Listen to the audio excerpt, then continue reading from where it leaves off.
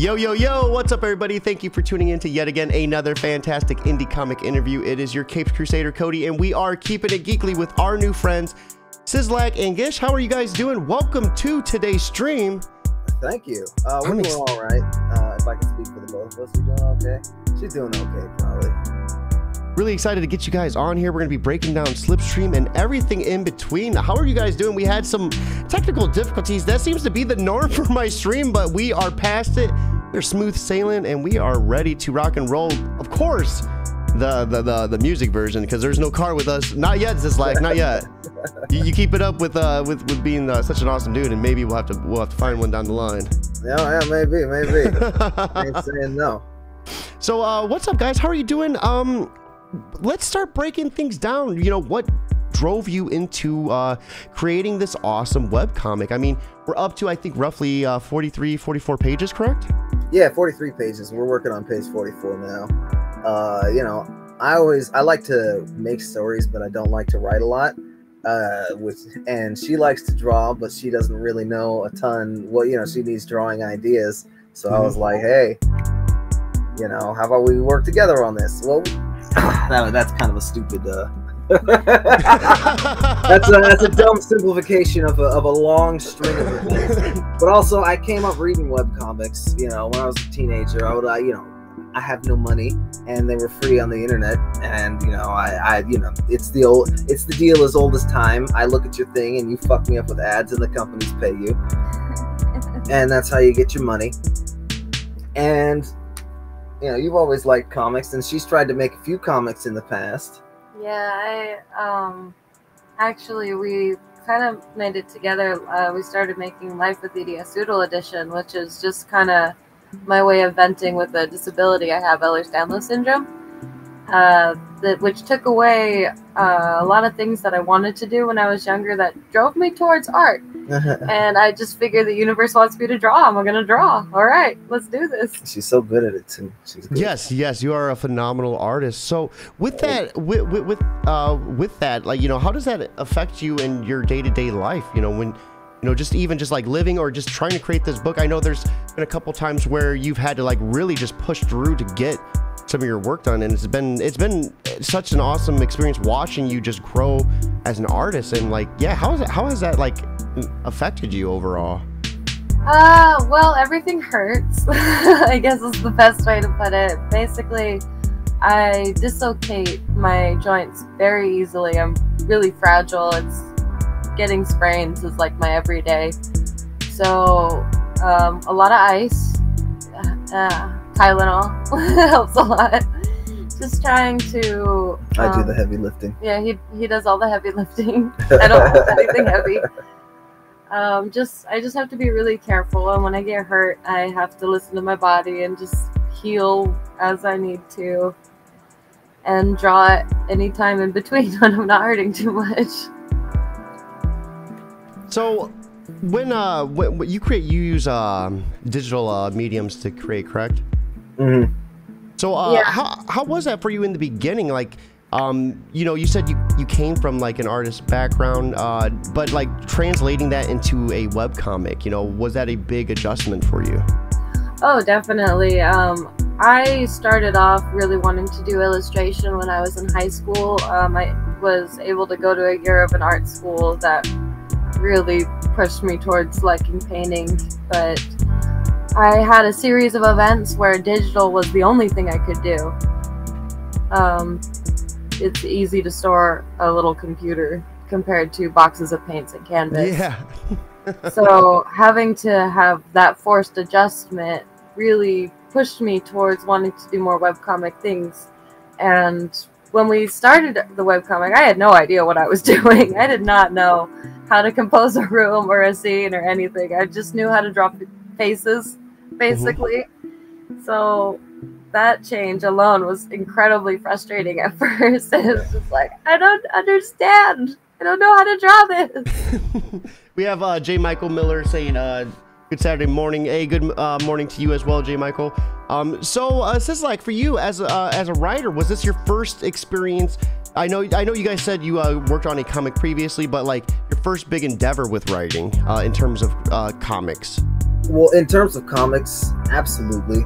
I've written a few things that you'll probably never find. But I've spent some time writing, and it wasn't that hard to switch over to comics necessarily, but the process that we've worked out together probably wouldn't work out with anyone else. So I'd go back to writing a traditional script, because what we do is we sit down there and I storyboard the comic. And lately my storyboards have been getting like shittier and shittier.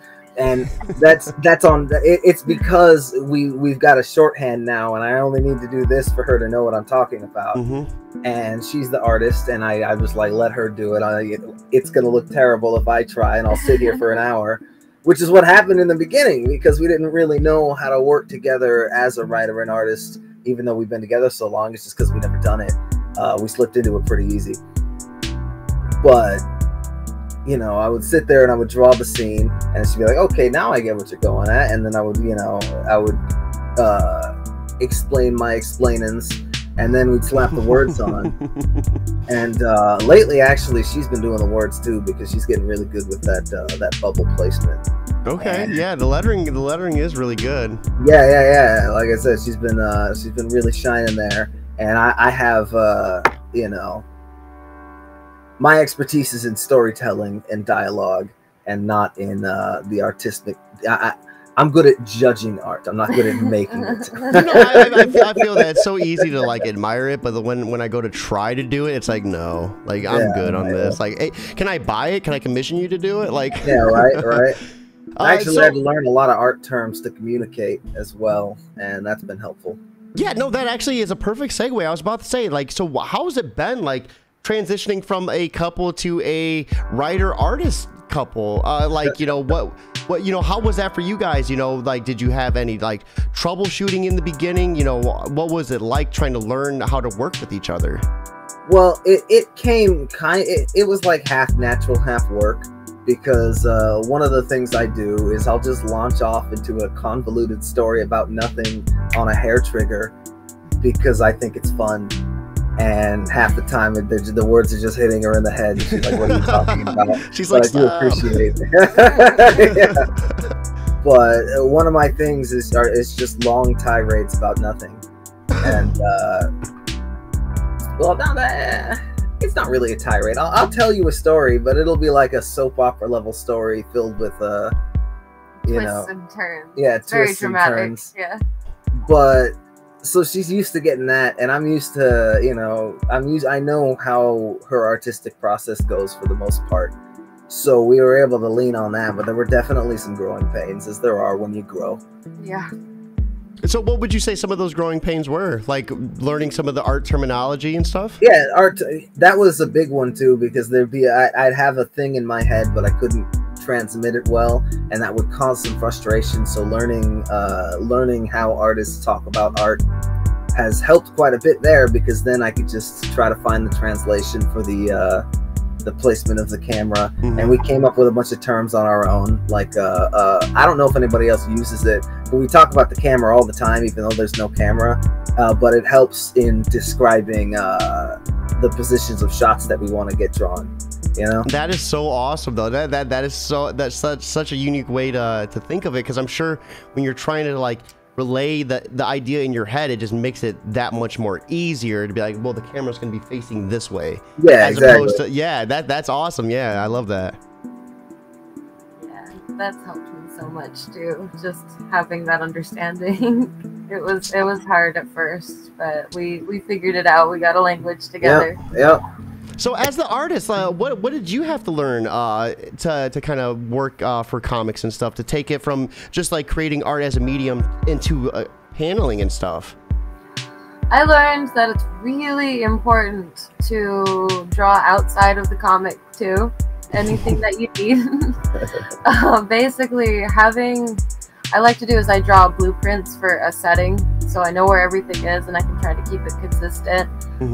I use a lot of tools like Clip Studio Paint. It's a good one. Best program for making comics, because it's just so user friendly and it gives you pretty much everything you need now. They updated it so you can use Photoshop brushes.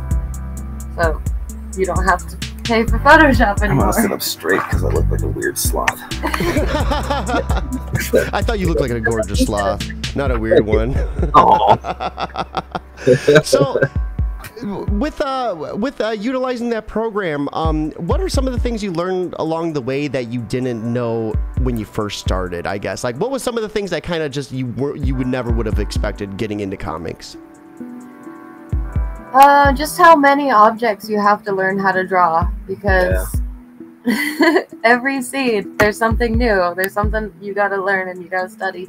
And when you draw for illustration, you're just drawing the thing once. That's all you need. But when you're drawing comics, you got to think about it as a 3D object. So it helps to map it out as a 3D object. Yeah, sometimes I'll be like, sorry, but this has to be here for the story. It's like, all right, I'll look.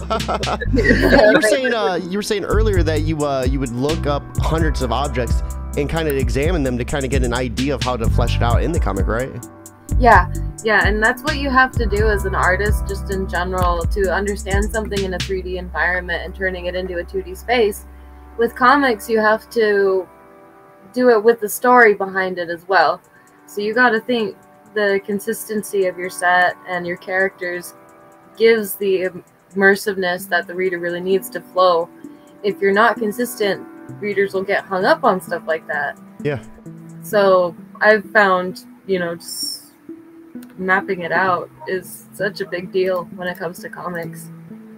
And Sizlak, writing this, when you were creating it, what kind of drove you in the beginning? There was that misdirection, which we were talking about earlier, and I loved it so much because you're reading it, and then you find out it's a video game, and it's like, whoa, like that was such a great way to like introduce like the scene and the tone. Like, so what, as a writer, what kind of like drove you to want to start out the story that way? Well, as a writer, I have a problem starting things and I have a problem finishing things, and that might be a common problem, but like the middle flows quite well. So to start it, God, what was I thinking? Yeah, what were you thinking? No, not in a bad way. But I thought it would be just a nice little misdirection to get people to realize that they really need to think. Because it sort of sets in, and it's kind of like campy on purpose, because it's like how video games are, you know what I mean? Mm-hmm. And then you read it and you're like, okay, and then you're like, oh, she's playing a video game, and it's sort of like the primer to let you know that think on things. And when you go back, you're like, oh, of course this was a video game. This is so video gamey. You know what I mean? At least. Yeah. I thought I really when I first read that, I thought that was a really interesting misdirection, and then to kind of see the relationship between the two couples, it was just it had that nice warm feeling to it. That's exactly what I would feel like with my significant other running late to work. Like, get off the game, come on, we gotta go. What are you doing? Like, that was such a heartwarming feeling. Gish, for you, like designing the game, like the game scene, like, how did that feel for you, starting that off and then actually going into the world, fleshing it out, like what it was going to look like afterwards? I was just excited, honestly. It feels great to get started on a project like this, and knowing the direction it's going to go before the reader does is just such a good feeling when you're painting. That emotion that helps you stay correct with it. Yeah, exactly. Mm-hmm. Yeah. So Slipstream, what's Slipstream mean? What's the word mean? What drove you guys to kind of create this concept? I know when I first asked you to give me a breakdown of it, I remember one of you told me it was kind of hard to kind of give a summary of, because there's so much with it, and there is. It seems like there's like two different stories happening at once. Yeah. There's a few layers to it. Basically, I got a bunch of threads and I'm weaving a rope with them, is basically what's happening. You know what I mean? Mm-hmm. And I guess it wouldn't be giving too much away to say they're all sort of related. As we roll into page 43, you can sort of see where the lines brush up against each other and create a little intrigue. As for Slipstream, And I guess anybody watching this will get a little peek into the future. The reason it's called Slipstream, and I'm not going to give you everything, of course, but the reason it's called Slipstream is because of the Slipstream, which is mentioned only once, but we're actually gonna in these next few pages we're gonna sort of reveal a little bit more about that. And the Slipstream is how people travel great distances in short periods of time. I gotcha. Yeah, I think it was what, like page 24 or something. They said, I was like, there's the name. I see it. The name. And it's I guess to put it this way, you'll understand why the story's named that way, named the way it is as it progresses, because it's actually a pretty important element. So, but it is how people, travel faster than light in this universe. All right, hey, let's speaking of that, let's go ahead, let's break it in. I think we kind of talked about it enough, built up the hype enough.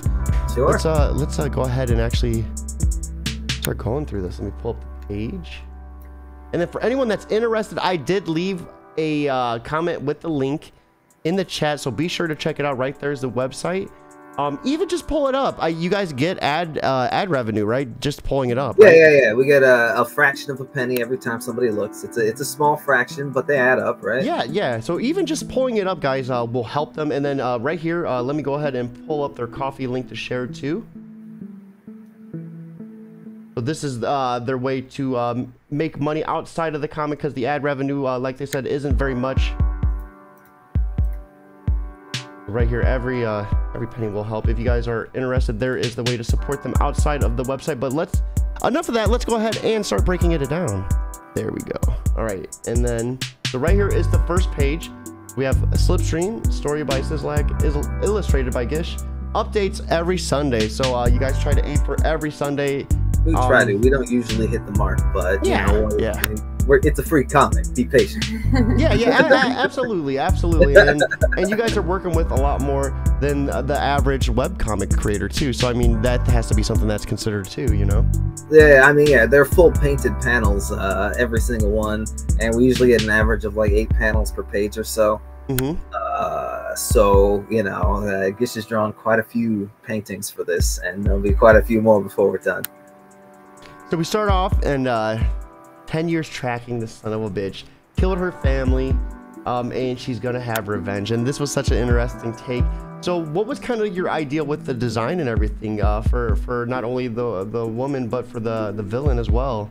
Well, the villain, it's always some sort of animal-headed humanoid for those video game villains, you know what I mean?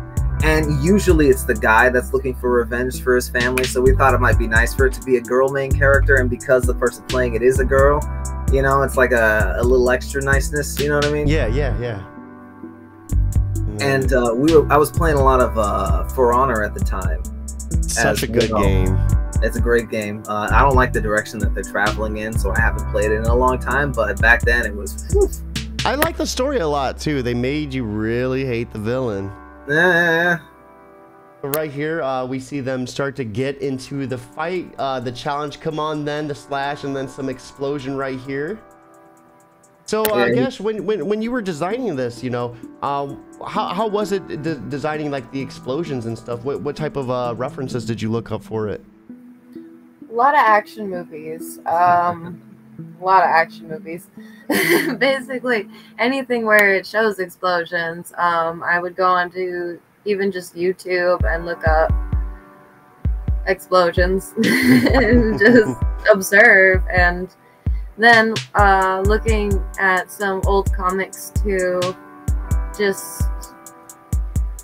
see how they would interpret it as a more 2D way. It's hard to express, but yeah, just YouTube was very helpful for that part, and thinking about how video games kind of look in general, giving it that little texture. Alright, hold on one second. There we go. And then right here, we have impressive. That was the move that finished your husband. So that was a nice little fuck you in there. When I read that, I was like, damn. So yeah, curses will not help. You will share his faith. Such a brutal antagonist. I love his attitude with her. Yeah, he's really one of those I'm superior types. You know, and this is where I was like, should we include curse words? Should we not include curse words? How mature do we want to make this? How mature don't we? And I was like, you know what? Fuck it. Let's do it.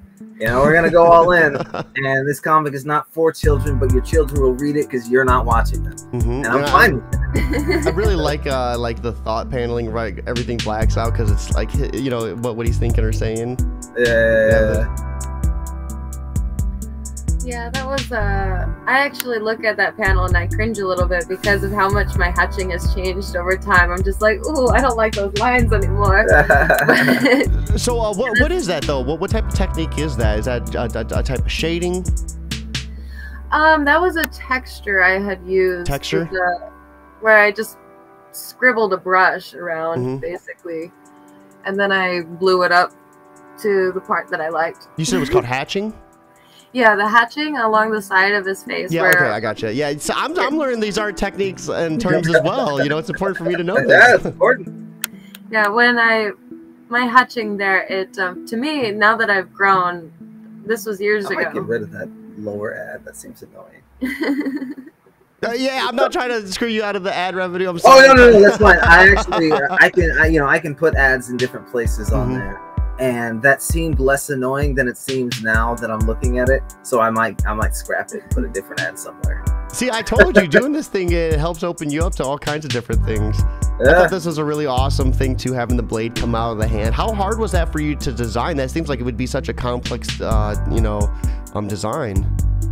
It was actually easier than it looks. You just start with your basic shapes and build up. The hardest scenes for me are the ones that have intense backgrounds. I don't struggle as much with close-up on objects because the shapes are just so big, and then you can add a little texture into them. This is like when you were giving the direction for this. Like, what did your concept look like? Like your storyboard for this for her to fall off of. It was similar to that, but without the fine detail and without so much without the fine detail. I basically, what I do is I draw a bunch of shapes, and you know, my hands are basically triangles with multi-jointed sticks at the end, just to show the placement and the direction and the angle. And one thing, actually, I just want to mention this because every time I see it, I have to. I didn't realize that any sort of action near the crotch will have anyone thinking he's dick. Because everyone who sees that is like, oh, did he cut off his dick? Oh, I thought he cut off his dick. It's like, oh my god, I should have known. Yeah. You can't have action near the crotch because everybody's like, penis, dog. You know, penis. So I didn't get that, but now that you said that, awesome. now I can't like not get that. So. Yeah, you cannot see it though. Yeah. It's there. My man's chopping his dick off. Oh no, he doesn't have his penis is on the inside. It only comes out when he's horny. Or something, I don't know. I just made that up. You heard it here first. That's canon. Yeah, now we it have is. some intense fight sequence going on right here. I really like the direction you went with, like the rolling and stuff. Was this hard for you to kind of like get? Because I know this was like your first, probably some of your first time really designing panels like this, right? Oh yeah, that was tough. The rolling was tough, but that took a long time. Yeah, it took a little bit. Yeah, that took a long time. But now I'm just like, I can do that quicker. Do it in your sleep now. It's incredible to see just how far we've come. Looking at these pages in depth. But yeah, that was a real challenge, trying to get the movement to flow and being consistent with it and making it feel like action is happening and not just the static. Yeah, I suck at art, so I see that and I'm like, I could never do that in a million years. It's pretty great to see happen.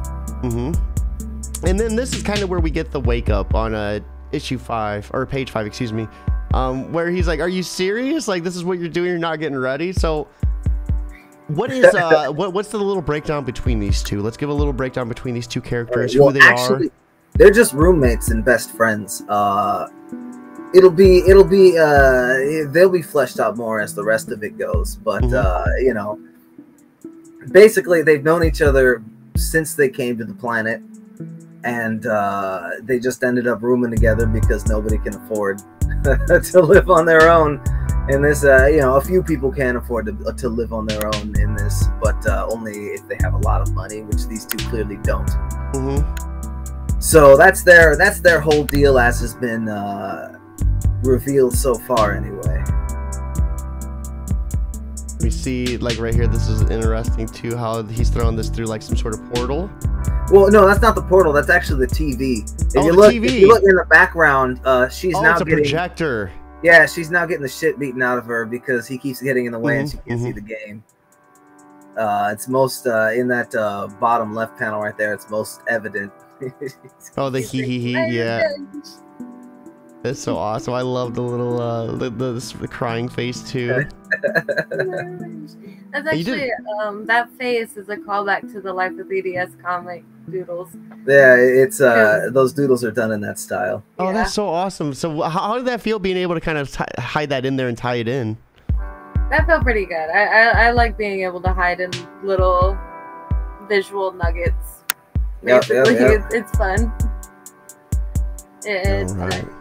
It's exciting. Can't wait when people discover more. I love how like tired and out of it she looks. This is exactly how my girlfriend looks like when she's on the couch gaming, like early in the morning too. Yep. We got a lot of references because we do that. So. Yeah, I use a mirror a lot for when I'm drawing Ina. And this is her getting ready. Heads up, let's get going. I love these little moments too, where you're kind of just like disassociating. Like you're in the shower, and you're just like, oh, I gotta get ready for the day. I'm not ready for this. I'm not looking forward to it. And this is kind of, we were talking about this earlier too. I really like your highlights, like how everything like is like the neon colors like just makes it pop so much more. Oh yeah, it looks so good. She's always had a good head for colors. I don't even touch the colors unless it's absolutely necessary for the story. And then we get on issue 7 the little look into the city, the title of the issue as well, Slipstream. Yeah. So what was kind of your inspiration for this? Like when you guys were coming up for this, like is this like the official cover for it? Yeah, that's like the title cover, the title page of the. So it's like it's kind of like they're walking into the story almost. You know what I mean?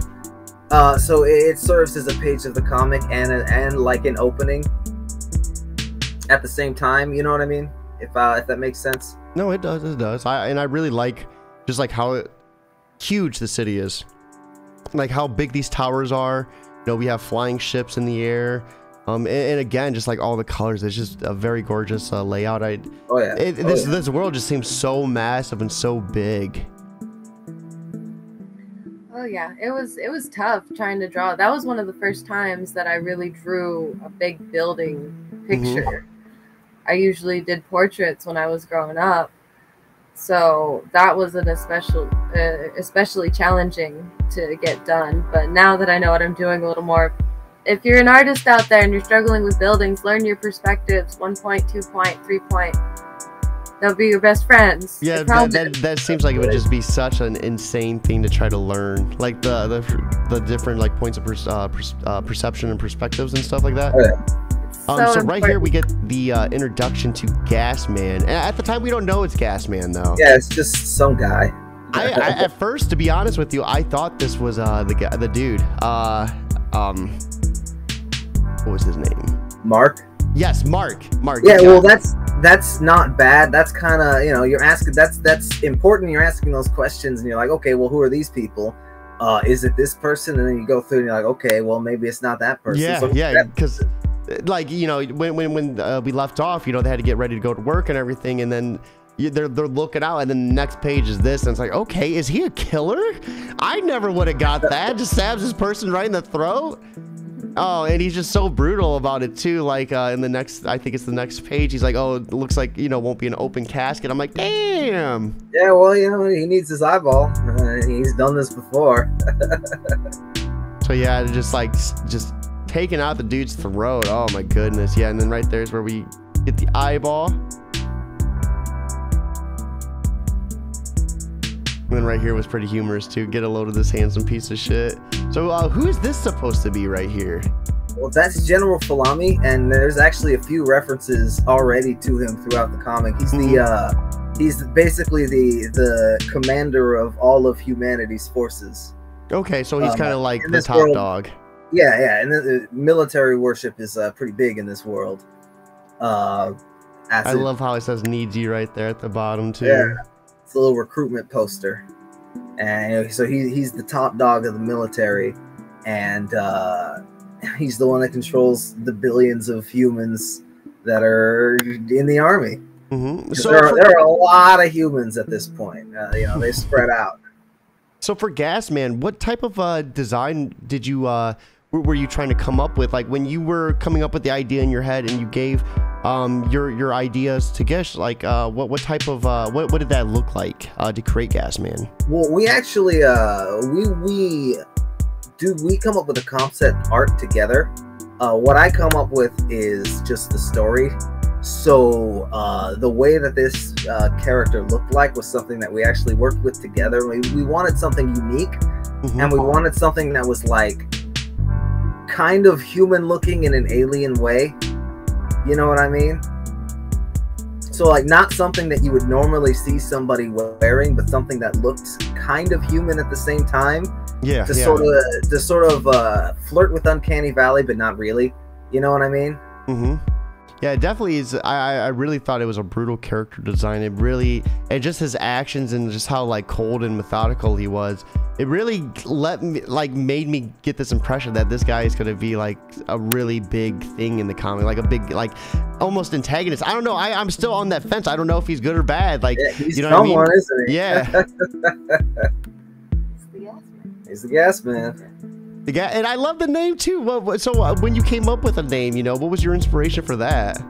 Oh, well, actually, my inspiration for that was I was showing it to my little brother, and I hadn't named the character yet, but he kept wanting to guess who the character was named, right?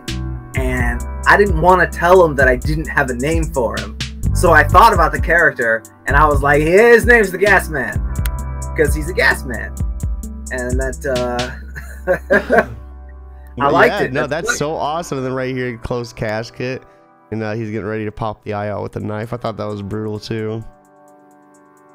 At least he apologized, right? Yeah, you know. Can always try to put it back in afterwards. And then we get a nice little pivot over here, and this is, you know, when I was talking earlier, like just some of these colors in the space, just so gorgeous. I really love, you know, how you really fleshed out like the space and the universe. You know, what type of references did you use for that? Did you use like actual pictures of the universe? No, not for those ones so much. Basically, in my free time, I like to play around with colors and with cloudy shapes and things like that. And ever since I was a kid, I liked painting space. So these ones I just kind of made up. We needed a way for their transport. I don't want to say too much. Oh, it's okay. That's just this is actually a pretty common theme among sci-fi. If you look at any sci-fi, which is pulse, which is a very high sublight speed that they use to travel inter-system, you know, intra-system, I should say, you know, among the star system that they're currently in. And so that's what we did, and we needed our own look. And if you notice and if you look, there's no sound in space because there's no sound in space. Yeah. You can look, you'll never find a sound effect because there's no sound in space. Sorry, there's no sound in space. I feel strongly about that. Yeah. You can only hear me because I wiggle the soup that we live in, and there's no soup in space to wiggle. So what's going on in this scene right now? What are we seeing with these two ships? Well, right now this is the one of the squads of constables, which are one of the peacekeeping forces in the galaxy. You know, the law enforcement officers, and these particular ones are responding to a distress call from a ship that should look hopefully familiar. Yeah, hopefully. Yeah. So this is when they are going to come into contact with a certain someone, right? Somewhat. They're gonna come in contact with his wake, I should say. Yeah. Because they actually don't get a chance to. And you know, I will say this, I thought it was really awesome too, the design, like the camera footage. I thought that was phenomenal too, the way you designed that. It gave me, I don't think we see it for a couple pages, but it gave me, I'm trying to think of what game it is. What is it, Metal Gear Solid? Honestly, I was thinking Metal Gear Solid when we were doing that, so that's right on the money there. One Metal Gear Solid was one of the and also what was it? I can't remember, but there was another game that used camera feeds that I had in my head as well when we were coming up with that together. So right here we see that they were infiltrated about 6 hours ago, and 2/3 of C Shift were discovered dead. Hey, this is kind of like our personal Hall of Shame, because the art isn't where Gish kind of wanted it, and the writing, as like, I was high when I did this, and I know I was. We make our mistakes. Then I got high. Right. But it's like it reminds me that not to write when I'm stoned. Don't do it. Just don't do it. It's not good. I didn't think it was that bad though. Well, that's good. That's the thing. You didn't think it was that bad, but I want you to think it was good. Not that bad is acceptable, but I want to be a little bit higher. No, that's me. I thought it was good. I didn't think it was that bad. I didn't like the okay. Yeah. Well, I use the same words too many times. I don't like to use the same words too many times in a row, because I feel like the reading flow is harmed by it, and I did that a few too many times. Don't worry, we won't be on here too long. There. We'll skip over fast. We'll get out of here. No, it's still good. I like to see the progression, and it's still a nice scene. It came out. I'm happy with how it came out. There are just like little details that I can see because I look at it all the time. I really like this one too, though. Like the point of view and everything. This is gorgeous. Yay! Yeah, that one was tough. I had not discovered the importance of point perspective still, so a lot of that was just freehanded without a ruler, and that was a mistake. That was so hard to do. That was a mistake. Never again. But again, it's that hindsight is 20/20. Now that I know what I'm doing a little bit more, it's like, okay, well, I'm glad this is as good as I could do freehanding at the time, but I was making it way harder than it needed to be. And then right here, we are seeing them want to get access to the security cameras. And this is, I think this is where I was talking about. It kind of gave me the Metal Gear Solid vibes. I really thought the way, right here.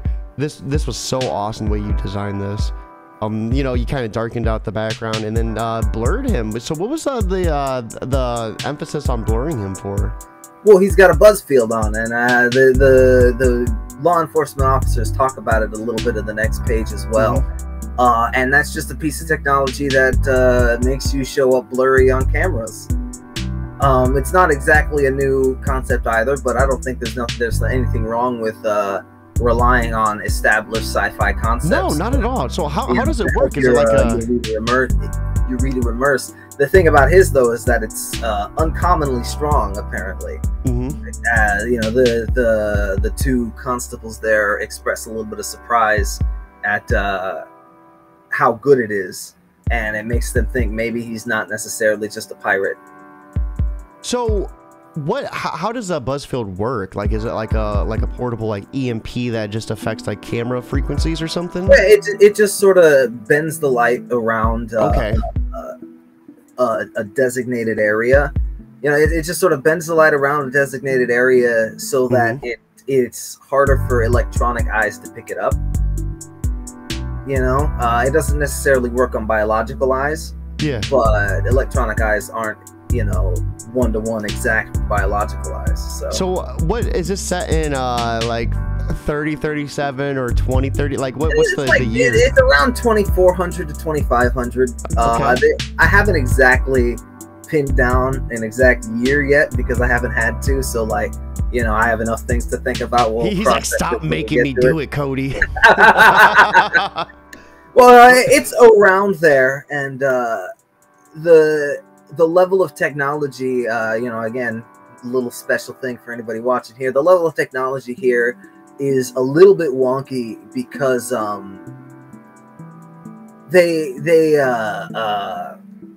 I can't say it actually. That's too Yeah, it's too important to the story. Sorry. We can wheel it back. Not a problem. So Gish, when you were designing this, what references did you look at? You know, what kind of did you model after to kind of get that camera footage vibe? Well, for the engine itself, I looked at a lot of car engines to get that kind of shape, and then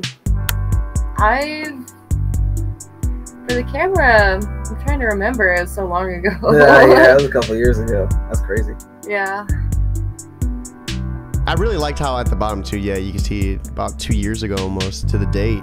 Yeah. It's like, how did I do that? Well, we at the time too, I remember I was playing a lot of Super Nintendo games in Japanese. Yeah, that helped a lot too. The overlay I was using kind of looked like that because I wanted it to mimic the sort of grain of those old tube TVs. You know, it's so hard to get that, isn't it? It's so hard to get that in games anymore. So what is it, the probably CRT TVs? a little bit. Yeah, I remember having one of those box TVs growing up. Yeah, I had one as well. I remember when I had one, I always thought like, man, this looks like crap. I don't want to play games on this. But now that I'm playing like a SNES game on a flat screen TV, I'm like, this looks gross. Like, give me one of those TVs. Like they really leaned on the low fidelity to make it imply a good shape. Unfortunate. You know, we can get it. Yeah. So right here, we kind of get a little bit more of an in-depth breakdown, and this is where they're talking about the buzz field. Yeah. Oh, yeah. And we use this to sort of flesh out the world and those two characters. This is kind of like a normal everyday deal for them, and they're making small talk while they're doing work. Cargo isn't normally unlocked. No, it's my understanding that it's investigating, and then they're kind of saying that the feed went dark after he threw this in there. So this was really interesting too. So let's go ahead and we'll see what happens next. And then they're kind of just reflecting on how he's good. You know, he's good at what he does. He gets in there and he kills them, dismantles them fast. Yeah, and it's kind of every day for him too. You know, he's not like particularly, you know, skittish about any of this. Yeah, he's not new to this. He's been doing this for some time. So, was it hard to draw him pixelated? Like, is pixelated art like hard to do? Well, that's the advantage of digital art is I actually just drew him and then used a filter that turned it up to the That's so awesome. That's so awesome. Yeah, that's the nice thing about digital art is you're able to manipulate a lot of different elements to the degree that you want it. So if you want something with a textured filter over it, that's not hard to do. Yeah, that is awesome. That is remarkable because I would have never guessed like this. I would have been like, man, this probably would have taken like years to do. Like. Yeah, no, you just and I really like drawing the Gas Man too, so I don't have. The Gas Man is such an awesome design. Yeah, we wanted to go with something kind of unique with him. And then right here we are. So this was a month after, and I really loved like this design too. You could really tell you started like kind of like getting the character designs down, like really down. Like this is like the coloring, the shading, everything's just gorgeous. Oh, yeah. Yeah, I think that was after another art jump. Yeah, we when something in a page comes up and Gish isn't so 100% on her ability to bring it out like she wants, we don't really shy away from just taking a break so she can study and then come back to it when she feels a little better. And it really shows, I think. No, it does. And I really love this background right here. This looks gorgeous too. Oh yeah, that was fun. I studied a lot of galaxies before painting that one. And then the UI too, how the UI's kind of snuck in there as well. Yeah, we figured things would go more holographic once we gained the ability. They already are, right? Yeah, for the most part, I would say. I think we're gonna just be gearing towards that more and more, though. Especially like, have you guys seen they got that? They've had it out for a couple years. The keyboard where like it projects the light onto the desk. Oh yeah, and then you can type on it. Yeah. Yeah, that's crazy. That's some crazy stuff. I've seen that. And that was a couple years ago. has to be a reason. Yeah, so right here we see that he's leaving. And then I bet my uncle's remaining limb, so this is probably when humans are starting to become more cyborgs. Somewhat. I mean, they're getting a few prosthetics up in there, and that'll be explained later in the comic as well, or at least shown rather than explained. You know, so I was listening to a really interesting thing where they were saying that the human mind is already so far advanced at like, so like you think that having a bigger brain would just theoretically make you smarter, but our brains are already like, yeah, they're already engineered to be at full capacity. So if a bigger brain would make you almost dumber, you know, like how it works. So they think the next step for human evolution is like being like cyborgs, to get like implants to make you like more like a cyborg. Like that's the next step. That's the only way. Yeah, as we learn to interface with the brain, I'm sure some crazy shit will come about. Yeah, dude. Started like making people have like a third arm. That's true. Actually, like I think it was even 5 years ago, I watched a documentary where they were trying to attach machines to optical nerves so that blind people could see. That's so cool. So they did something with what? Someone was colorblind, or something like that, and they there's a chip in his head. And it vibrates, so when he's like looking at a color, it's a different like frequency of vibration, and that lets him know what color he's looking at. So this is we're in the airlock of the cargo bay, and it looks like he's getting ready to leave, and they're trying to find out his ship ID, but there's something interesting about this guy because he didn't use one. Yeah, actually, another thing in that how is that possible? That second sentence is completely unnecessary. You know, him saying, how is that possible, shows that what he's doing is unheard of. And that's one of the things I like to caution against when you're writing is saying too much, because that then becomes clunky. If he just said, how is that possible? You could have figured that, well, obviously, they should always be able to get a ship to get a docking record. You know what I mean? Mm-hmm. But, you know, you learn and you grow. That's why I like here's another thing, too. When I read that, I didn't even think that. Oh, okay. I've read thousands of comics, and I wasn't like, oh, I'm second guessing his writing on here. Like, I second guess my own writing enough for everybody. Don't worry. Yeah. I'm just letting you know. You know, I read that, and I was like, okay, that sounds like something that someone would say. You know, all right. Because I think it's important too. You know, that would be like a reaction I would have. Like, how is this happening? Like, yeah, that's fair. That's fair. I feel it. So, what does he have? Like some rocket boots going on? Like, where we seeing like? Well, no, there's matter in the airlock, and then it opens, so all the matter gets sucked out, and along with him. Oh, okay. Osmosis. Oh, I got you. See, look, I had no idea how that even happened. That's so good. So good. So we are diving in, and once again, I really love the detail on this, the helmets and the armor. Looking really gorgeous right here, and then these screens too. Seeing the holograms from the backside is awesome as well. Yeah, that was fun to do, and again, that's the advantage of digital art is you can just draw a screen and then move it to where you want it to go, flip it around, and that is so cool. Yeah. Yeah, I see. I really enjoy doing this because I never would have guessed about that that side of it. You know, I would have just thought you draw it and that's it. It's 2D. There's a lot of elements that I take the scrap paper and I'll practice it until I get one that I like, and then I'll bring it over and put it in. Put it in and fill it in and fix it up. And then right here too, when they're walking, this was a really awesome like point of view, I thought. Yeah, that was your. Oh, yeah, I came up with that one. Yeah, you came up with the swooping hallway, and I had fun with the capes. Oh yeah, and the shorter pads too. I like that you can see the brush strokes as well. I feel like that's another thing that sets her art apart from other webcomics, because a lot of people do the two-tone or the, you know what I mean? Yeah. Which, you know, no hate on them. It definitely lets you release a lot faster, but I enjoy the paintings. No, I think adding the color to it adds so much more.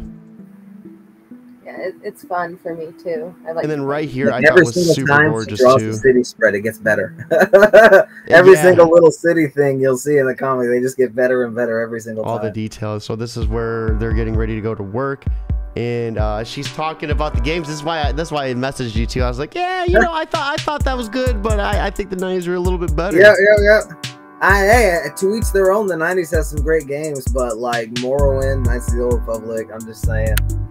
And I sort of parodied their name because I don't want to pay them any money, and I thought it'd be funny to do it anyway. Knights You of know, the Dim Spirits, ancient Dark Commonwealth. Souls, Neho is Neo, the least of us is the last of us, with honor is for honor, horse and sword is Mountain Blade, and then the older parchments is the Elder Scrolls. You know, so I had a feeling that this was Dark Souls and this was Neo.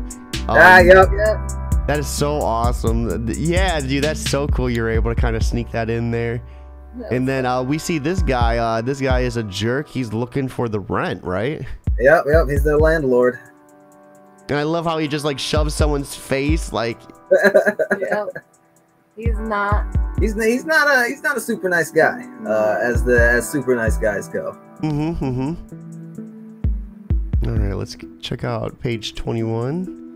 Yeah, I love how he also has like the typical like douchebag, like nice, like you know, the overcoat and the button-up shirt. Yeah. And it seems right here that she's the aggro one. You know, she's the protector, and he like hides behind her. Yeah, he's a little skittish, and she doesn't shy away from a confrontation. So is this like maybe like you guys like within the comic, or is the roles reversed? Well, yeah, you said the roles are reversed, right? Well, no, those are just the characters. It doesn't necessarily have any relation with us. I don't know. Neither of us is too confrontational. I prefer to come at it with peace in mind, but it's like a piece that won't budge. You know what I mean? Yeah, like, I got you. Because I remember you said you did all the heavy lifting, so I was like, maybe he's the protector in this one. Yeah. I'm the one that tells the cashier that they got the order wrong. That's me. She doesn't want pickles. Yep. I always want pickles, though. Yeah, well, I would never say that. I'm a picky eater. I do not like pickles. Ugh. So right here we see the confrontation. Very mad. There's no check in the mailbox, no transfer, no money under the mattress. So what is this IBEX? Is this a form of currency? It is. It's a form of currency, and it's also the name of the most prominent company in the area, as that gets revealed a little bit later. Just a little bit more world fleshing out. You know, the end goal of capitalism is to make your business sort of synonymous with money, so that you're then too big to fail and everybody will give you money if you're in hard times, so that you can't fail anymore. And that's what the big banks do, and that's what the big companies do. And so I made it a step further, where here they made their name synonymous with money. I really love how he seems like just a little small character right there, like popping off the shoulder. Also. So was that like a representation of, like, I know you said you started this during COVID, like how some of those bigger names got the government bailouts, especially like when they really didn't need them. You think maybe that had any correlation with them? That's been happening for them completely and constantly in consistency. It's always been what do they call it? They call it socialized losses and privatized gains, and that's how it's always been. So that's how it is in this comic. You know, because this is the idea is we didn't fix anything. We just, you know, advanced into the stars. So all of these things will be magnified, and that's one of them. I love how we see the little small character, like, you can't evict us without 1 week notice. Then he goes like Super Saiyan. Yeah, he's very upset. Yeah, like the flames and stuff in the background, the veins popping. I love it. Yeah, that was fun. He was very mad. Very mad. So horns, is that another yeah, that's a slang. You know, we have so many slangs for money. They're gonna have slangs. Ibex are they're like, what are they? They're like, I think they're like goats. Yeah, they're like antelopes. They're more like antelopes, but they're known for their gigantic horns if you look up an ibex. And so that's kind of, you know, like the name of the money is ibex. So having some ibex is like having a couple of bucks, you know, a couple of horns. I got you. That makes sense. That makes sense.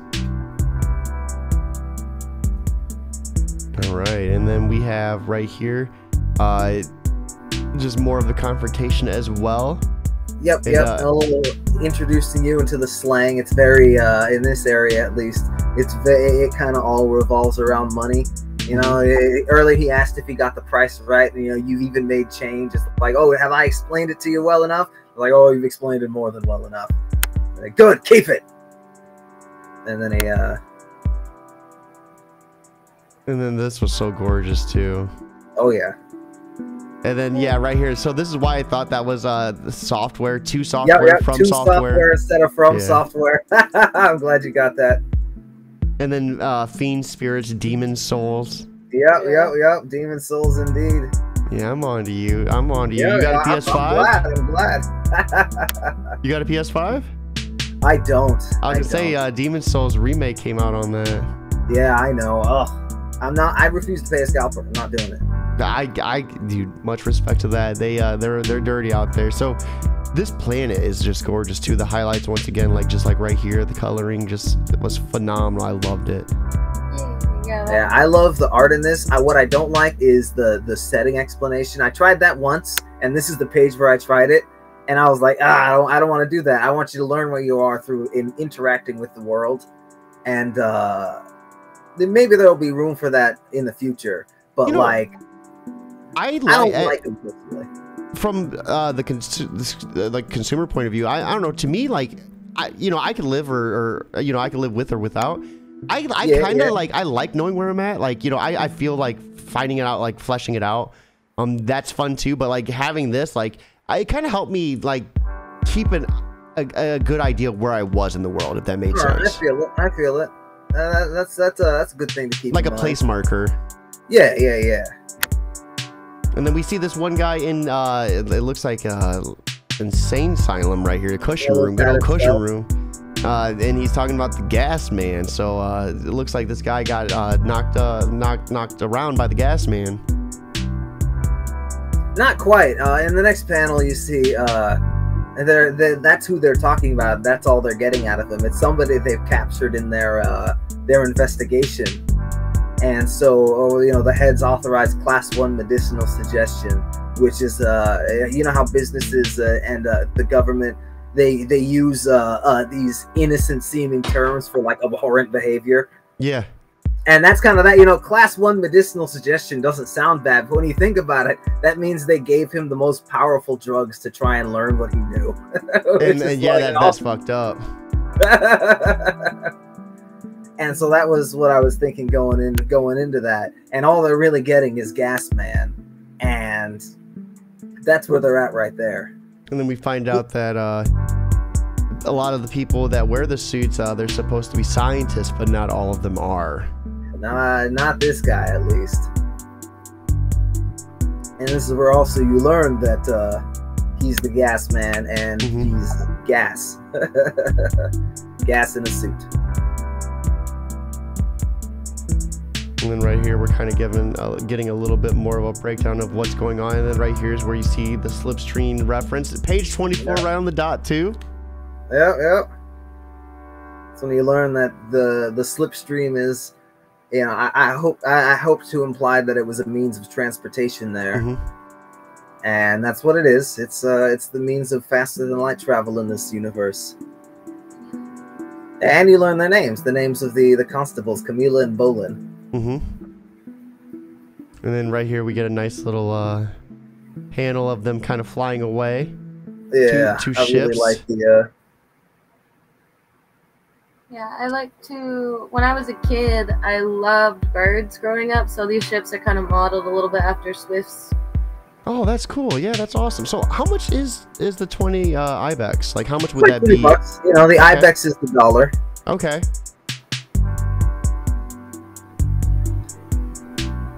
All right, let's go to 25. So right here, another gorgeous scene. I just love these colors so much, and the way they're gorgeous. Yeah, the way you design them, kind of breaking the barriers and everything. Gish had a bit of a challenge describing a lot of fast movement without using any sound. Yeah. But I think she succeeded quite a bit in these panels there. Yeah, the way it kind of bubbled up right here. Yeah. And then the way it exploded right there.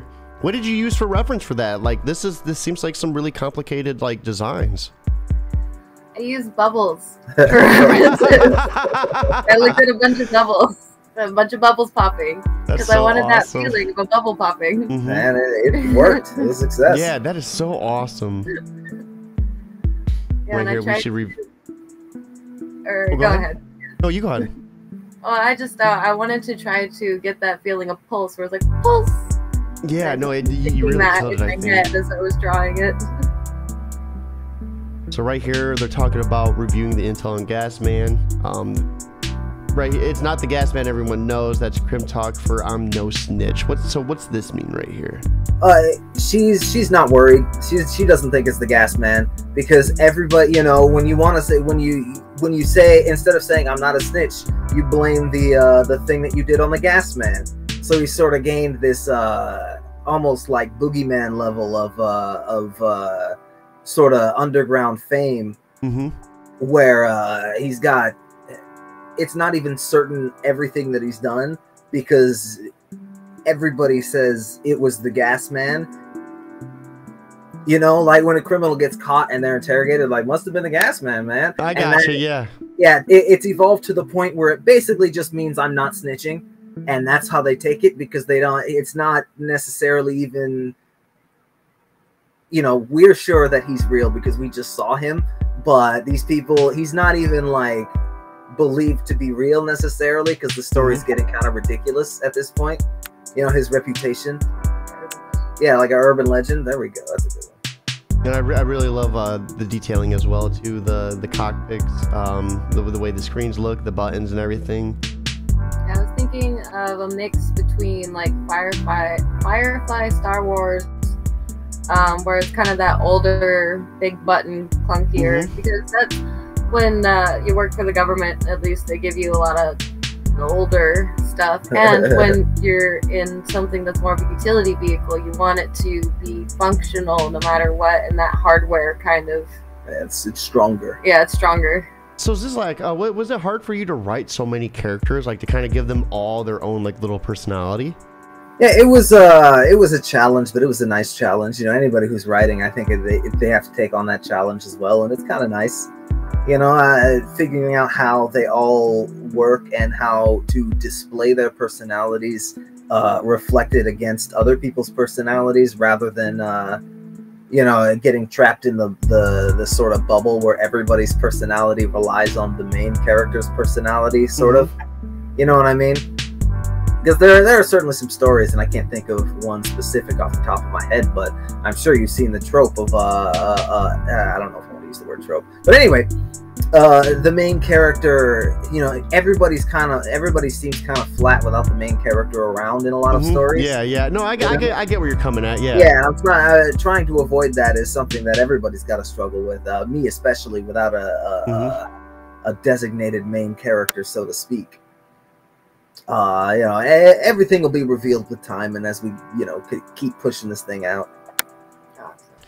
Right now, we see Gasman floating in space, and this is awesome too. I really love his suit. His suit's design. So right here, he has a little HUD on his arm, but then he also has a hologram projector on the other one as well, kind of showing him his location.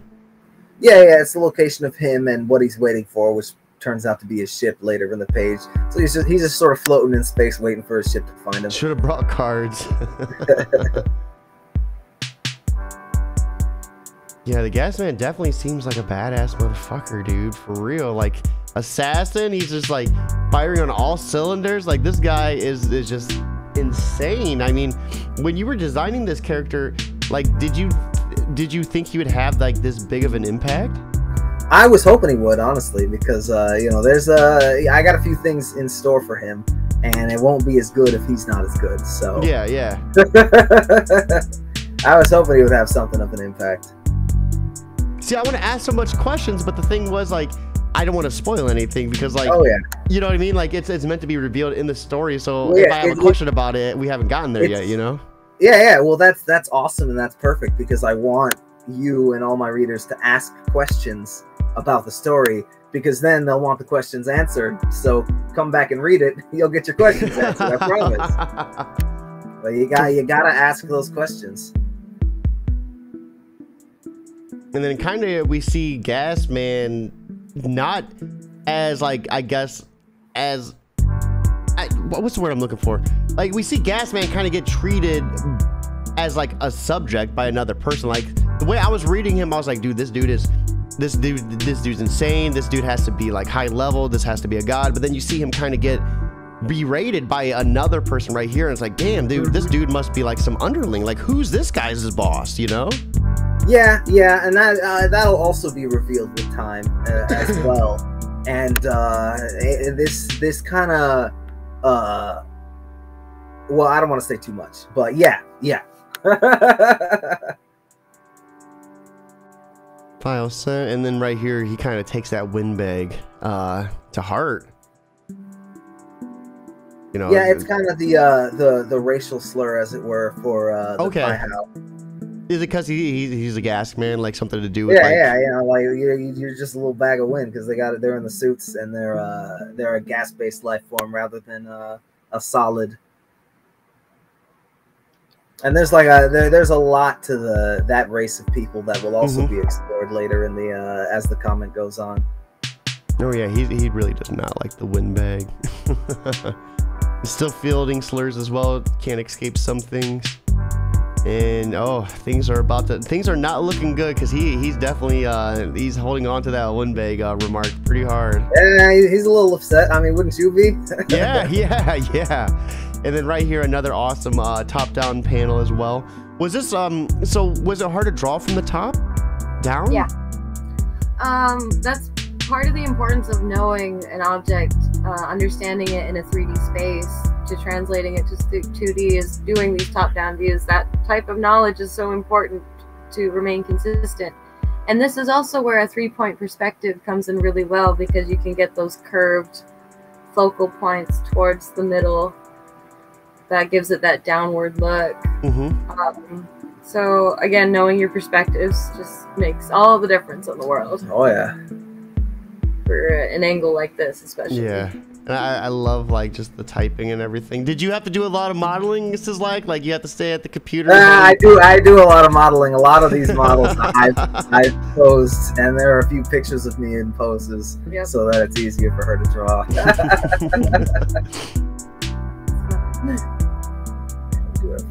Right here, I love the coloring so much in these space sequences. Yeah, this is actually another big jump, because we're probably around 6 months off to take a few art courses for Gish. We had bought Skillshare, and she was going through a bunch of them like a fiend. And then we came out and we dropped 3 pages in a row because we had been gone for a while, and the quality is like noticeably better. It's crazy. Yeah, this is gorgeous. Gish, what are some of the biggest things you learned during those courses? Like some of the biggest things that helped you? That is around the time I started using my perspective rulers consistently. I also took a course on heads, and just learning your head shape can actually translate in a lot of different ways, because heads are really weird. And once you can figure out how to draw something as weird as this, you can draw pretty much anything. There's a lot of curves and a lot of like divots in a head, like once you think about it. Yeah, there's no rules to how a head forms. It's, you know, everybody's head just sort of, they're doing their best. And everyone has such a different... It's true. Everything. Your nose, eyes, eyebrows, There's ears. so many different possible shapes. And I really loved this too, just like this part of this paneling right here is just gorgeous. So what's happening here? What are we seeing happen here? Well, that is actually our first look at the Slipstream, and I can't talk about it too much because I will end up giving away the entire farm. But yeah, this is our first look at the Slipstream. The gas man is headed over to Mediurb, just like the constables were headed over to Mediurb. This part is a little bit clunky storytelling wise because I did a time jump without, you know, because they're supposed to happen concurrently, but it doesn't always shake out that way. But I think I got it across well enough. You know, the whole teaser around here is that everybody seems to be heading to Mediurb, both the gas man and the constables. So what's gonna happen on that planet? You know what I mean? No, I definitely I love how it's all lining up too. So right here is another gorgeous cityscape. Yeah. Loving all these colors. That picture took 3 weeks. And the statue too. Like and that's really as well. That big statue is quite a likeness. You could definitely tell they're you know, the jump that you were talking about, because like the way the panel looks and like the environment and the buildings and everything just is gorgeous. It's there's so fleshed out. There's so much happening but it's not overstimulating, you know? Right? She did a great job. I'm forever impressed with this this particular page, especially. Of course. So is this the general then? Yeah, that's General Falami. Is that's his statue right there? Mm-hmm. Of course, it would be gold because of course. I get that vibe from him. So of course, it would be gold.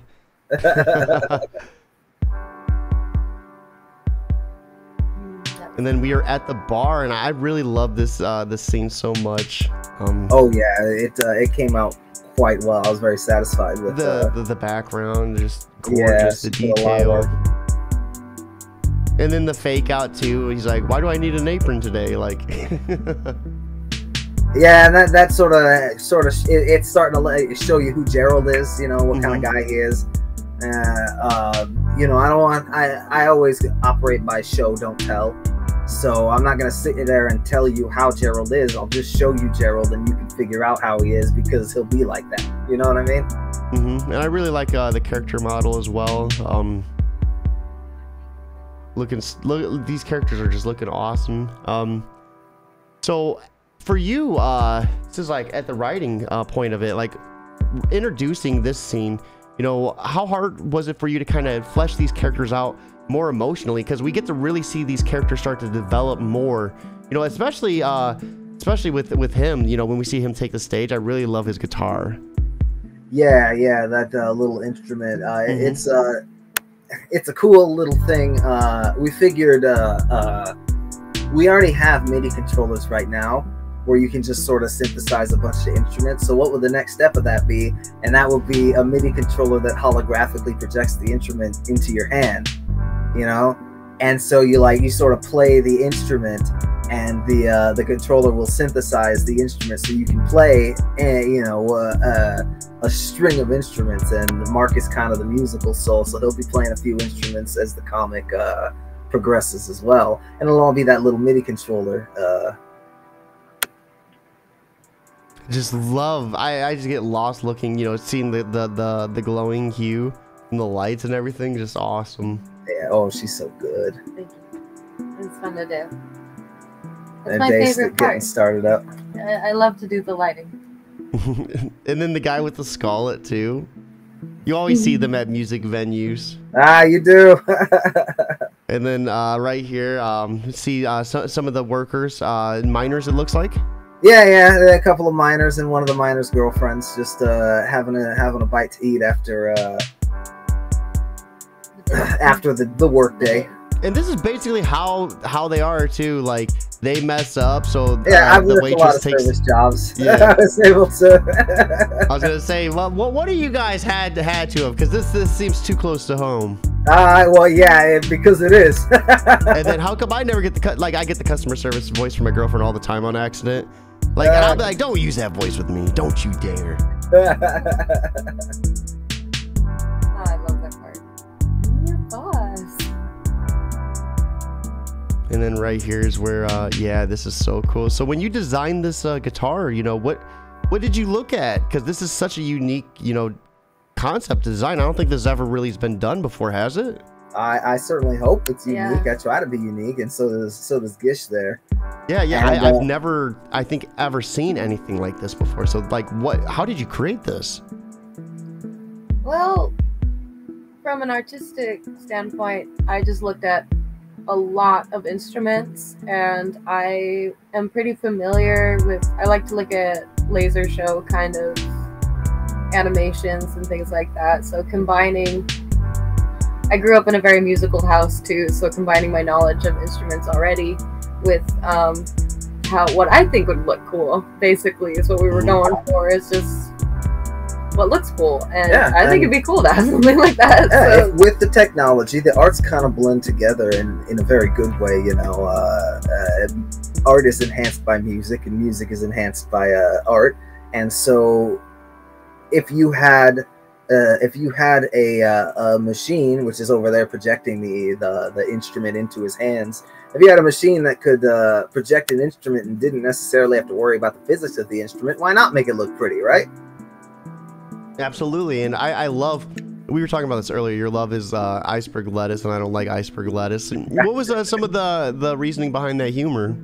Oh, that's just my kind of humor, and a band that I really like is the Mountain Goats, and I don't know, I was kind of channeling that energy, even though they don't necessarily have too many songs with names that long, but I just thought it would be funny to, I think of I like phrases that would be like funny, fun song names or album names or things like that, and that's just one of them.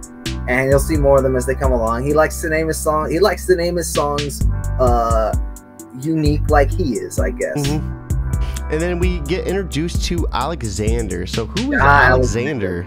He seems like a douche. Yeah, he's pretty douchely. That is the truth. I mean, that secondhand grab. I wanted it to be like realistically douchey. You know what I mean? Because a lot of people, they take their douches way over the top, and and this guy is kind of, it's unacceptable in a real way, and that makes it uncomfortable. And I think that's perfect. You know what I mean? Yeah, especially like how he's like, I deserve something. That other hand, yeah, I deserve something. Like, Jesus, dude, really?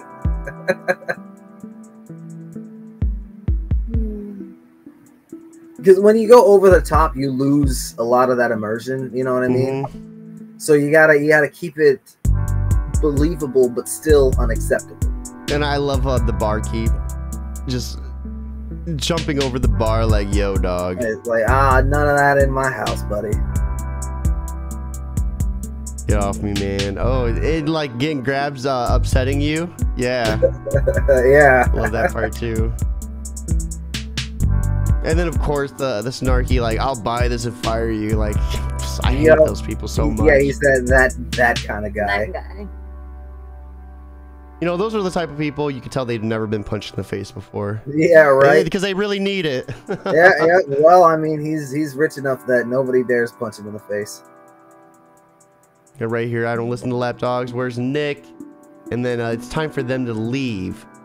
And this is kind of where we see them like start to branch off, and kind of we get a little bit of some more fleshed out panels with them. But I love this part too, where he's like, I got a meeting, and she's like, this late, come up with a better lie. Like, yeah, it just calls him out on it. And he drops Falami, and his dad is. We learn who his dad is in the subsequent pages. His dad is the CEO and director of the company Ibex, which makes the money. Okay. Yeah, which makes the money. And then Travis is, you know how narcissists tend to try to find somebody who's emotionally dependent and keep them around because they need somebody that believes they're as great as they're trying to project that they are. You know, somebody that they can sort of control, and that's the role that Travis kind of fills, is that person who's kind of entangled with the narcissist. Yeah, I painted a cityscape, and then we covered it with ads. And we had some fun making the ads. Yeah. I got if you can read yeah, correct your sex. I see that. Denim for days. Then the eye implants. And Burrito Joe's synthetic chicken. There's industrial vodka in the corner up there. I don't know what that is, but it's a game changer. So right here, we see some more of his personality too. Don't know what a wise career move being my friend is. Like, yeah, of course. Yeah. Of course. And then he softens up. He's just like making sure that you know your place type guy. It's got a cool car though. Yeah, that is a pretty nice whip. They usually do. Stupid rich people. Yeah. It hurts. Hope So it that gets was scratched fun to up. find. That car actually was looking at the skull of a crow. So that's based off the skull of a crow? Yeah. That's so awesome. Yeah, that's so cool because right there, I would the beak. Yeah. Yep. And then we kind of see him getting in the hologram on the dashboard as well. Yeah, Yeah, all so of the cool. cars. I feel like this is me personally. In the future, we would definitely move to self-driving because a computer could navigate a giant object through a three-dimensional space better than a human could. So like in all the sci-fi, we see the people with the levers and the knobs, and like it's cool. I like it. I won't complain about it. But let's be real, they would definitely just like program the vehicle to move, and then the vehicle's computers would ensure that it moves like that. You know what I mean? And that's I agree with you. I think we're already at that point, right? Teslas are already self-driving. Pretty much, and it's just gonna get better. And yeah, this is so gorgeous right here. We see him talking a little bit more of a breakdown. He got his contract straight from his father's black files. So it's kind of seeing him diving into something a little bit more nefarious, it seems. Yeah, well, everybody, somebody's black book is their book of, contacts that they don't necessarily want to keep a public record of. And so, as things move to digital, they'll just be black files. I could call it a black book, and maybe they will, but I've called it black files. And it's that sort of thing. And you can see this is where we sort of display that Alexander was the one who contracted the gas man to do the business that he was just doing. Because he's like, oh, a rival of ours is missing an important schematic, and the guy's like, forge a rival, and we know that it was a forged ship that was boarded. Really like this environment and this detailing too as they're flying through and talking. Dude, this car is pretty beastly. I gotta admit, I wish I had a car this cool. I just got a little Honda. It's slick. Funny thing, actually, we did more ads, and we tried to use the environment to show sort of the socioeconomic condition of the area. And if you notice in this area, it's a lot more army ads, and like down there's Voltrox meat. It's something to eat. So they're in a bit more of a poorer area now. They moved from the rich place to the sort of slums. And funny thing, that soccer cat there is it's being held up to a soccer moving to its head, and we tried to make it look distressed and unhappy about its situation, but the very first comment we got was more soccer cat. That's so cool. Yeah, that's so cool. Like, why do you want more soccer cat? It's hurting. You can actually see it's on the website. The guy's asking for more soccer cat. Yeah, it makes me laugh every time. We see right here, the war was a blessing in disguise for the lesser races. A common enemy makes you far more palatable. Yeah. So a little bit more of the world building right there. I love how you're able to kind of just take these characters and flesh them out and give them their own like personalities. Like I hate this guy. I want to beat this guy up. I want to find him and just beat the crap out of him. Dick. And well, that's one of the things when you show rather than tell, you can sort of you can build your world up at the same time as building people's personalities up, because I have to show you that there was a war with some sort of aliens, and that it sort of unified humanity's races, but not really. You know what I mean? Because this guy's obviously still racist. Alexander is, because he's like he just called other races of humans lesser races. And it's not the first time, because Travis is like, Alex, not this again. And he backtracks real quick for his friend. So I really like this a lot. The detail in this, just the character design for this guy in particular. Like, this looked amazing. Oh, thank you. That was fun. Yeah, that guy. He looked a couple of different ways before he looked like that, actually. As we were trying to figure out what the thing on his head should look like, and I think we ended up on the best one. This is kind of like the guy that Gas Man uses to do his interactions without just being there himself. Yeah, somewhat. So what is that thing on his head? Well, actually, in this most recent page, we'll sort of see what it is, but we hope to sort of show you. The guy's obviously not all there, and if you look. I think it's at the top panel. You can see that right there in the rightmost panel, that thing is pumping something into the base of his neck right there. And basically it's a machine that sort of hijacks the human brain and then uses it. It's a situation called brain jacking, a little sneak peek into the future that that some criminals have been using to sort of hide their actions. Because it's a completely different person there doing their bidding.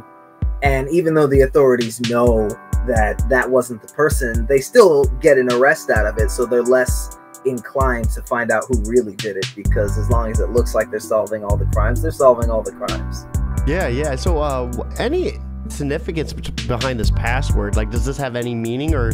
I had tried to think of a meaning after I came up with it, but honestly, it's just garbage. I was like, oh, it'll be cool to have a meaning. I noticed when she laughed and looked at you, I was like, oh. Yeah, I just, it's a password. It's a one-use password. No, I love it too. Right here, some gibberish to memorize too. That's awesome. I just, I always ask because sometimes it's like there's people sneak small things in them. So. Oh yeah, I wanted to after the fact, but then I was like, I can't think of anything. It's just a password. And then this guy is, he wanted the password. Now he wants the money. You see Alexander kind of like losing it, like not wanting to give it. Strong arm. Because he doesn't have any control in this situation, and it makes him uncomfortable because he's used to having a lot of control of being a rich kid. So he tries to gain some of that back by socially pressuring this person who's clearly not with it. But he doesn't think about it until after because, that narcissism kind of clouds it. And then he takes it out on Travis because he can't take it out on the vending machine guy because he wouldn't, be able to receive it. And right here, should we go somewhere? You can see that the money that he hands the guy also has General Falami's face on it if you zoom in there. Okay, yeah. I can't zoom in. That's all right. No, I see the detail. No, that's cool that it was modeled after him too. Kind of adds to that world building as well. Yep. So right here they get a stream log. Is that so? What does this do? What's this? Well, if you remember way back, the gas man was pulling a stream log from the ship, and they were and the constables were like, why would you do that? You'll get caught right away, buddy. And now he's here opening the stream log. So the idea was the gas man is trying to get this guy arrested. And then he doesn't realize it. He's like, oh, this must have been a freebie. This it's like, oh, he must have, he's like, oh, clearly he's trying to please me now. How they default to that. And then right here, and then this is where they're like, schematic he asked for. And you see him like, yeah, let's get our money back. It's just some dumb zombie. Yeah. And I love this part too because we see this, and then right underneath it, you kind of see Gas Man come out of here like whack. It looks like he wanted his money, right?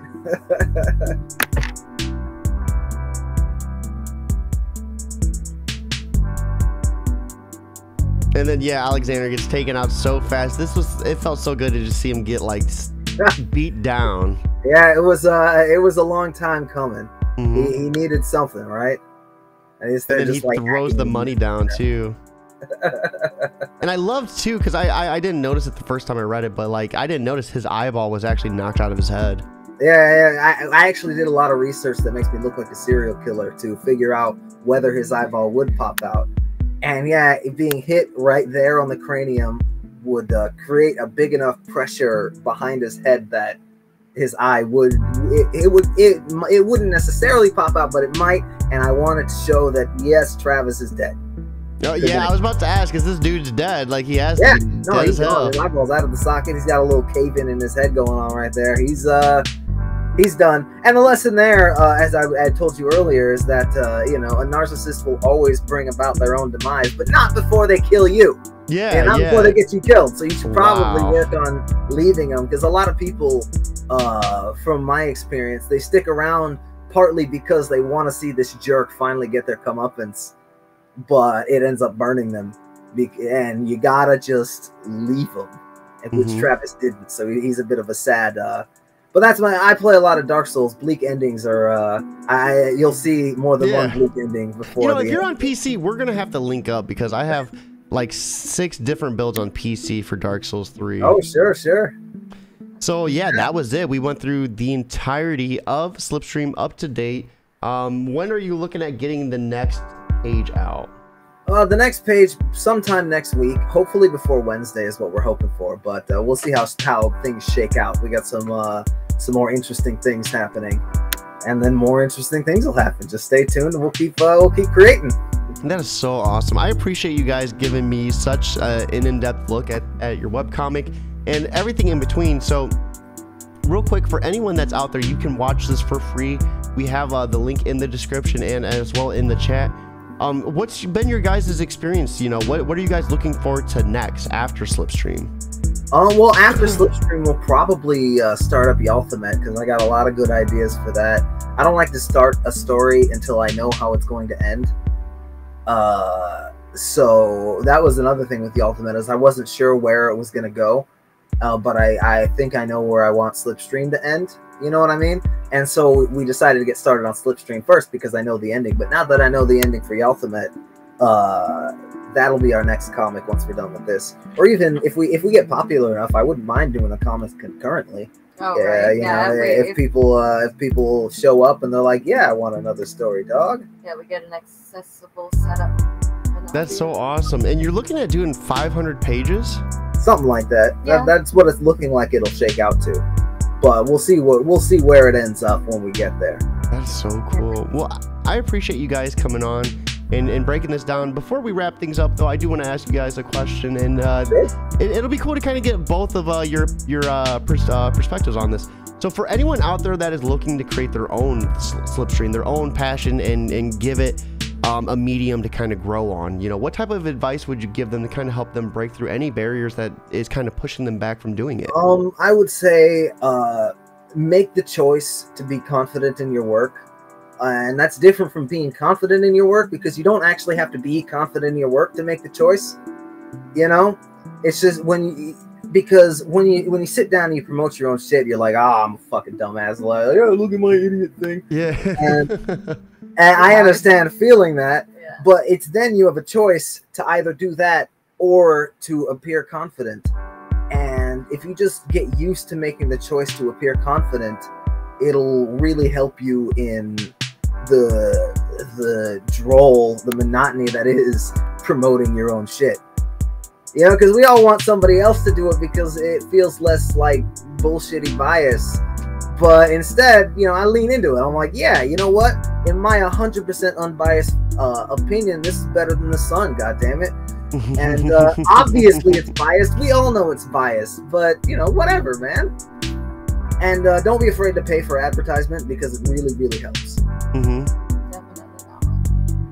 not. I guess I would like to add too, if you're coming from the art side, all art is just doing it. Yeah, you just have to draw. Well, yeah, you have to draw, and you also have to experience art. Don't lock yourself in a room with only your own drawings. You gotta look at everybody's stuff, because everybody's constantly making art all the time. And if you lean into that, you can learn some new ideas. Yeah, my feed is on Instagram and Twitter. It's just other artists. Really follow who you like, and your style will adapt. That is so awesome. I appreciate it, guys. This has been such a fun time. I always love breaking down these comics, webcomics with the creators, and because you always every time you do it, you always learn something new. You know, there was a couple things that I kind of had a thought, and hearing your explanation, I'm like, wow, like I was completely wrong, but it still worked both ways. Like, it was so cool. Yeah, you know, I really want people to draw their own conclusions, and it'll when there's enough story there, it'll be really apparent as to what I'm going for. But it's just right now we're still in exposition, and there's just a whole lot of galaxy to flesh out. So there's going to be a whole lot of fleshing of the galaxy. But once you've really gotten, you know, once you're about waist deep in the puddle of story, and you know, you got your nuts are starting to acclimate to the temperature of the pool, then you'll really be able to start wading around and seeing what's what. So, you know, stay in for that. Yeah, I'm so excited. Yeah, let's go. So once again, guys, you can catch that on sizlakandgish.com. Read the comic for free. Even just pulling up the page, they get a little something for that ad. So just do that, if anything. But if you're looking to support them a little bit better, you can go to coffee.com/sizlakandgish, and you can support them on a monthly subscription. Any certain, you know, do you want to give like a shout out to your coffee? Any certain things you offer with your tiers? Well, yeah, we do Patreon coffee. Coffee is more for the one-off donations, and Patreon is for the subscription, because we learned about Patreon before we learned about coffee, and we have a couple of people on Patreon, so we're just gonna lean with that. And with our Patreon, we actually have a private subreddit for the comic that you get invited to when you join the Patreon. And we also post a bunch of goodies, a bunch of work in progresses, and a bunch of like warm-ups, and yeah, my sketches. Yeah, a lot of different sketches, and you also get to see the page a day early if you're on that Patreon. So, you know, stuff like that. There will be other stuff in the future. as we get, you know, more users. Right now it's just a couple of friends and family, but hey, they like it enough to put money down every month, and I respect it. And I give them the let me look at my benefits. Where are these benefits? Yeah. Oh yeah, there's someone. I don't know how to view my benefits. There they are. Yeah, there we go.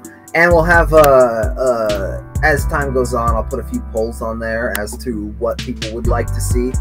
And like I said, as we get more popular, there'll be a choice. You know, if we start making some money off this comic, we can release Slipstream more often, more times per week. You know, because we'll be able to free up a lot more of our time for creating the comic, and that'll mean there's more comic created.